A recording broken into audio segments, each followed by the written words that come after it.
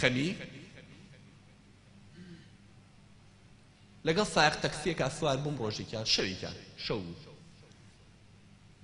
باسی سوخۆری کرا باسی عەقار و سلفەی سەیارە و نازانم چی و ئەمانەکە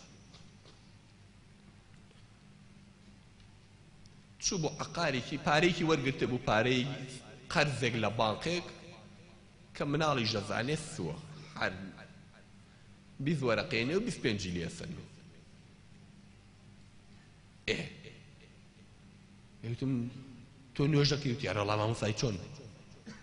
وتم خواناسی حرامە زانی حەڵاتی ئەی چۆن وتم ئەی چۆنەوە کردووە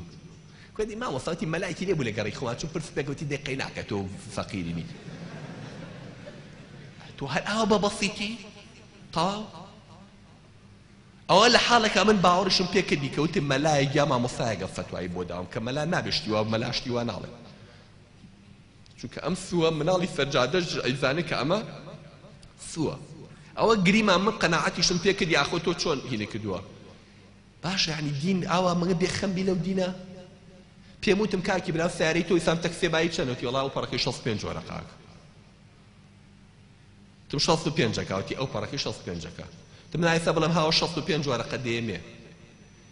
نەخێر ئەوە 66 دێمێ ئەوە 67 دێمێ دوو وەرەقەشت زیایە بێ تو خوا یەکسەرە مەیتێ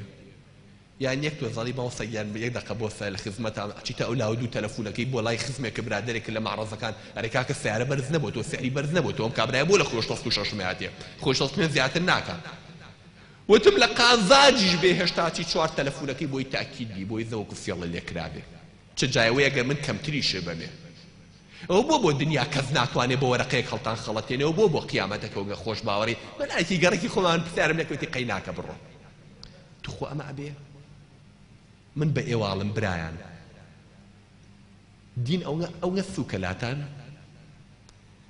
یەکێک ئەهلی مزگەوت بێ ئەبێ ئاوە لە حەڵاڵ و حراموت بێتەوە ها هەرەوە زەلامە فتووا بۆ باویتر مادەم خۆ دڵی پێی خۆشە و لە مەسلحەتی خۆتە تەواویتر بڕۆی قەی ناکە خیتابم بۆ ئەو کەسانە ڕووی دەمم لەو کەسانەی کەوا ئەم دینیان وا بە هەوەنتە وەرگرتووە وا ئەزانێ بە نوێژێکی لابەلا کە ئاگای لێ نییە چ کەلیمەیەکی تیاوت و لەو ڕۆژەشی لەبەری کردووە نازانێ ئەڵێ چی و معنای کەلیماتەکانیشی چییە لە ڕۆژوویە کە هەر لە بەیانی مەلابانگانەوە هێشتا نوێژەکەی بەیانی تەواو نەبووە بە غەیبەت و بە بوختان و بە گوێنوتن بەم و بۆ بەتاڵی ئەکاتەوە بە حەجێک کە ئەچێ بۆ ئەوێ لەگەڵ مابوون لە حەجا پیاوی پیر عمریان 70 ساڵ و 80 ساڵ لێرەوە ڕۆشتون پێم وتون لە کاروانەکە وتومە حاجیانی بەڕێز خوشکان برایان شتێکتان پێ بڵم باش بیزانن وتیان چی مامۆستا وتم هەرچی شەیتانێک ڕۆژێ لە ڕۆژان معاملەی لەگەڵ ئێوەیە کرد بێ گوناحێکی بە ئێوە کردبێ ئەلئان جەنابی ئەو شەیتانە لەم پاسەیە لەگەڵ ئێمەیە کیانۆ مامۆستاڵی چی بۆ خاتری خوای ماچین بۆ حەج بۆ ماڵی خوا شەیتان چیەکە لێرە وتم دەی ئەخوا ئاوایە ئێوتیان چۆن مامۆستا ئێوتم کاکە ئێوە عمرتان 50 و 60 و 70 و تایەتی 40 و تایەتی 30 چەند ساڵە ئەم شەیتانە خەریکە شەو و ڕۆژ بووی گوناحمان پێ بکە ئێستا تۆ چی بۆ کوێ ئەچی بۆ حەجی ماڵی خوا کە لەو سەرۆهاتی تۆ ئەگەر خوا لێمانی قبوڵ کا پێغەمبەر صلی الله علیه و سلم فەرمووی ئەو ڕۆژەی لە دایک بووی ئاوا گوناحی پێوە نامێنێ یعنی شەیتان چییە بێ ڕەنج بەبا بێ یعنی ئەو 60 ساڵە 70 ساڵە گوناح بە تۆ کە ئەزێت لەگەڵ تۆی کێشێ ئێستا لەو سەرۆ بەدەستی بەتاڵ شەیتانێتەوە چۆن شتی وای پێ قبوڵەکرێ ئێستا لەگەڵ ماسەر کەوتووە زانن بۆچی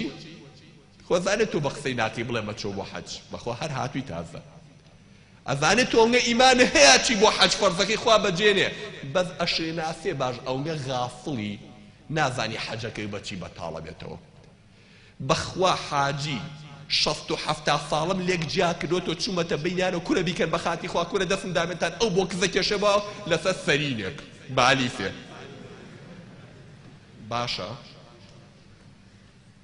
کە خوا فەرمێ هەچ کەسێ بۆ حەج ڕۆی فەلا ڕەفەسە وەلا فسووقە وەلا جیدالە فی الحەج دەمە و گوێن و قسەی ناشرین حەجەکەی بەتاڵەکاتەوە شەڕە بۆ کزم بۆ کالێ باشە ئەخە شەیتان ئەوەتە